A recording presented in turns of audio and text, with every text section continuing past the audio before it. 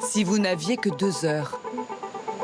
2 heures pour dire votre vérité avant que tout ne s'efface. C'est le temps que lui a laissé l'océan ce jour-là. Vous allez finir à temps? C'est une course contre la marée.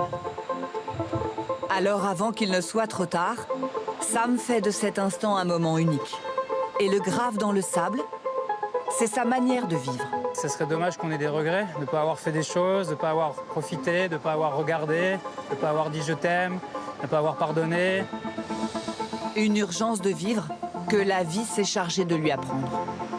Mes parents ont eu un très grave accident quand j'avais 12 ans. Mon père est resté handicapé pendant très longtemps et il a redécouvert, il a réappris à vivre, il a réappris à respirer, il a réappris à marcher.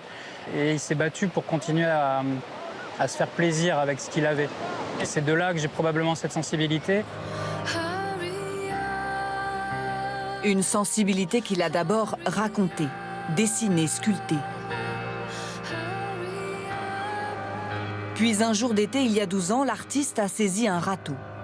Les fresques d'un Californien l'avaient inspiré. Il avait trouvé sa plage blanche. C'est le plus beau studio du monde. J'ai le sable sous mes pieds, j'ai l'embrun sur la langue, l'odeur, le son des vagues. Et si par mon intervention, je peux aider les gens qui passent, qui voient ce dessin, qui s'arrêtent, à leur faire prendre conscience de cet instant, d'eux-mêmes et de la beauté qui les entoure, j'aurais réussi quelque chose.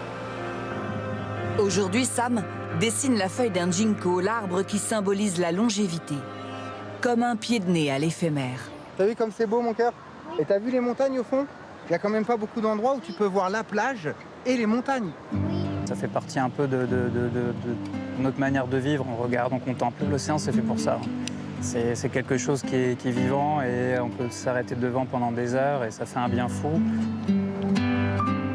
Et il y a parfois des éphémères qui ont un goût d'éternité.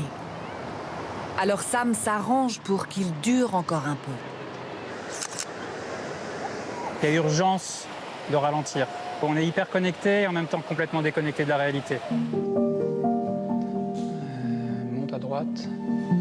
Avec la photo, il recadre son dessin et raconte une autre histoire qu'il couche sur de l'aluminium brossé. C'est une inconnue à qui j'ai demandé de se mettre au milieu de mon dessin. Et donc je suis monté tout en haut de la côte pour prendre la photo et elle essayait de me voir. Donc elle était comme ça, à se cacher du soleil pour essayer de voir où j'étais. Une femme un jour, ce matin-là, un surfeur, des fois un enfant. Des lignes de vie qui se croisent pour dire qu'il n'y a pas d'un côté la nature et de l'autre l'être humain. La terre, l'homme, la nature, la faune, la flore, tout est c'est un peu comme une grosse bille avec tout à l'intérieur. On fait partie d'un seul élément.